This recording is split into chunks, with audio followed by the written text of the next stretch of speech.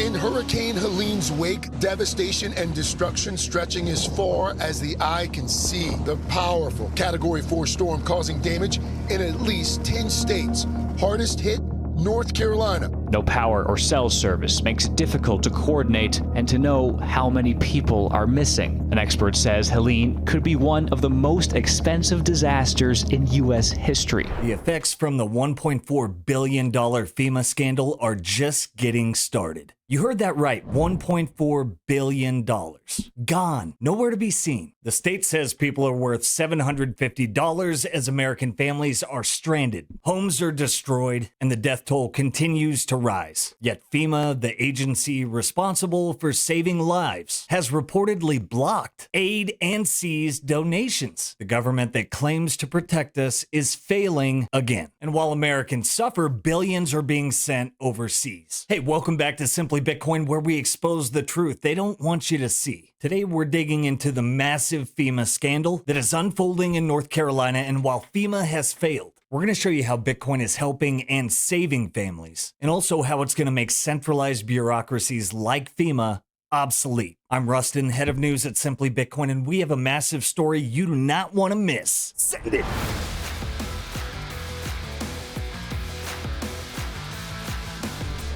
Mr. President, I urge you to direct your focus to the people of North Carolina. They deserve immediate assistance. Rescue helicopters should be dispatched, resources mobilized, and aid provided without delay. Our good countrymen and women are currently left to fend for themselves. We're certainly grateful for our allies around the world, but we must ask ourselves, where is the priority for our own citizens? Countless hardworking families are without food, water, electricity, or connectivity, facing unimaginable challenges. It is unacceptable that while we allocate vast sums to foreign conflicts, our own people suffer in silence. Washington has no idea how upset the average American citizen is with the endless drain of cash and resources into foreign wars while our own citizens are suffering. Colonel McGregor doesn't hold back. We have Americans without food, water, or electricity abandoned by the government. And why? Because there's more urgency to fund foreign conflicts than to help our own people.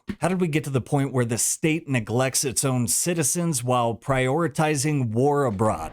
Red Cross, FEMA, TEMA have come in and confiscated all of the donations that were given to the local high schools. And if anyone wants access to the donations that they were given for help, they have to go through an approval process. All monetary donations taken and moved into a TEMA account, which means that they won't even be used fully for the Helene disaster.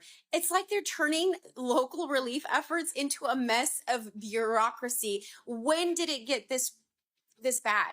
Because FEMA is supposed to come in, Red Cross is supposed to come in and hand you water and give you donations and help and be there for you, but instead they're confiscating it and arresting people who are actually trying to help. And it gets worse. SpaceX engineers led by Elon Musk were on the ground delivering life-saving Starlink terminals, but FEMA has blocked them.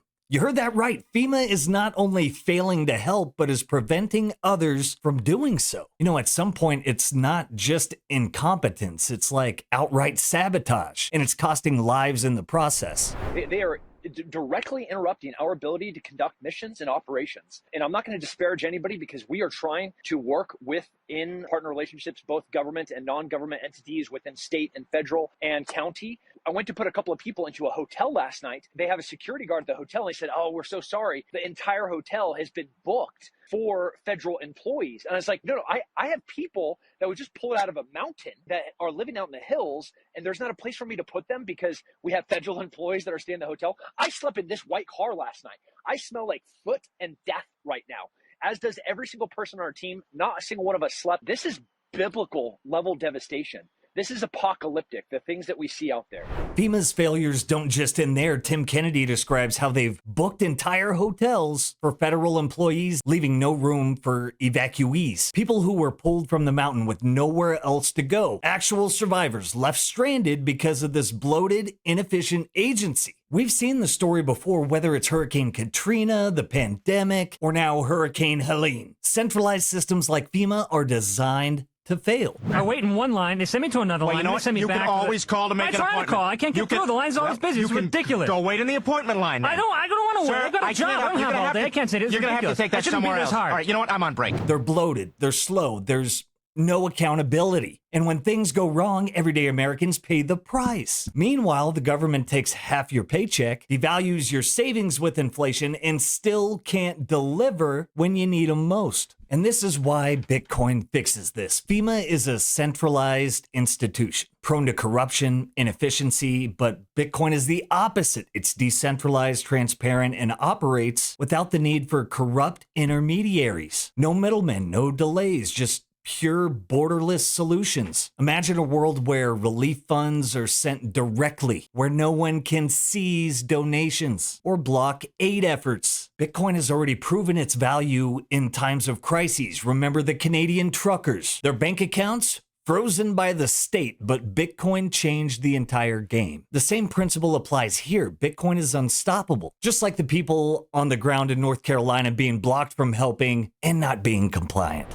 If you're reading about FEMA online and wondering if they're really a pain in the tail, I can confirm it is true. I tried to send in a pallet of chainsaws 2 days ago, and we had to divert it somewhere away from FEMA because they wanted to confiscate. You should also know I had a shipment trying to go in last night that got stopped because somebody wanted to inventory it. So we diverted that one elsewhere to get it into the hands of an apartment complex of seniors that had been neglected. The announcement today that this little tiny piddling amount of money is going to go to people impacted by this storm. Are you kidding me? I told y'all before, you cannot eat money or drink money. Why are we not seeing massive supply drops come in? And I mean massive. The government is run by my taxpayer dollars and your taxpayer dollars. They are a net consumer, not a producer. So whatever they're throwing out there comes from me. As a taxpaying citizen, DC, quit trying to buy us off because you can't buy us for $750 anyway. How about you send in the water we need, send in some ATVs, send in some more chainsaws and fuel, and let us take care of our people and get out of the way. And here's the thought.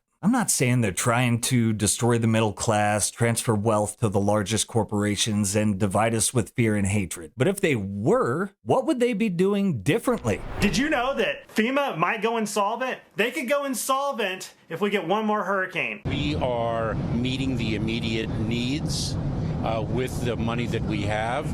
We are expecting another hurricane hitting. We do not have the funds. FEMA does not have the funds to make it through the season. It's about the money. It's about them being able to implode a budget on FEMA, send a bunch of government employees down there, take up all the housing, take up all the hotel rooms. You're not allowed to go in there and help at all because the government's here to save you. They spend a ton of money. They get Congress to bail them out. FEMA's going to get bailed out just like everything else. They're going to inflate our money away just like everything else. And we're going to sit down and take our crumbs. It's no accident. This system is designed to keep you down. Just look at the trillions in national debt, the misallocated funds, the rising inflation. All of that eats away at your savings. But there is a way out. At some point, it's not just bureaucracy, it's malice. We've heard firsthand accounts of FEMA seizing donations meant for victims, tools, water, basic necessities, confiscated. And if you're not a preferred vendor, your help isn't wanted. You know, it almost appears like these people only care about controlling the narrative or ensuring they get the credit. We were sitting in the private portion of the airport and we got to overhear an awful lot.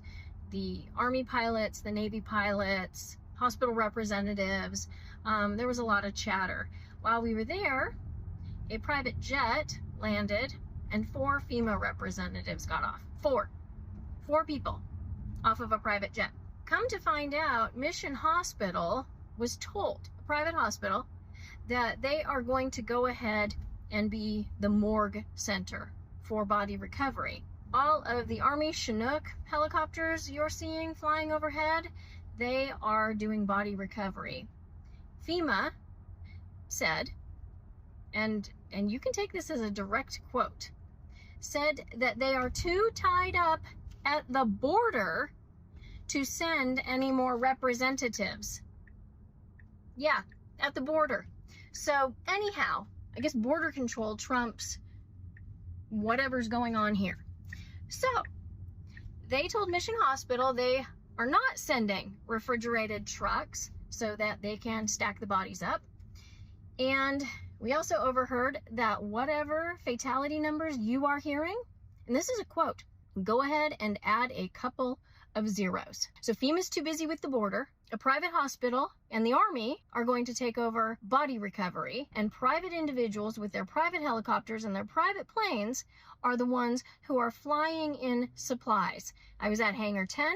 I was picking up supplies. There was a stack for the Cajun Navy. There was a stack that looked like it was ASPCA. These are all being sent by private individuals. FEMA is doing nothing. Go ahead and share that.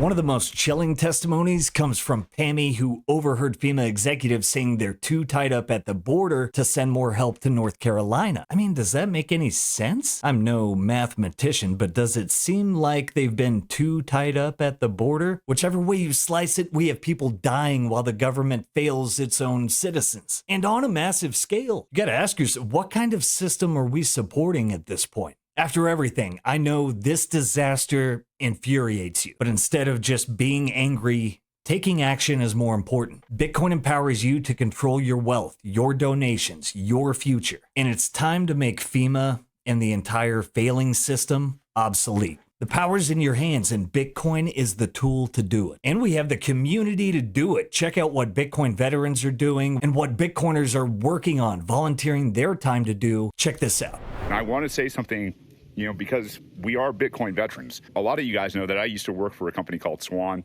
I have not worked for anybody since I left that company. That's because of Bitcoin. Years ago, I would have told you, maybe this isn't the right thing, but I will tell you how it has changed my life. And now I have the time and the energy and the effort, to be able to take the resources that we have and the resources and time that Bitcoin has provided me up to these people that are in need. So it hasn't only changed my life, it's about to change a lot of other people's lives. Being able to possibly go out there and show people how to use Lightning wallets. Maybe it's Strike, maybe it's Cash App, whatever it is, to where we can set them up where they can receive funds and then move that from maybe Lightning or on-chain or into fiat so that they can do whatever type of transaction they need without asking for permission. This is the future. This is what freedom tech is. This is what the Americans need. As bad as this situation is, there is a silver lining to this. It's showing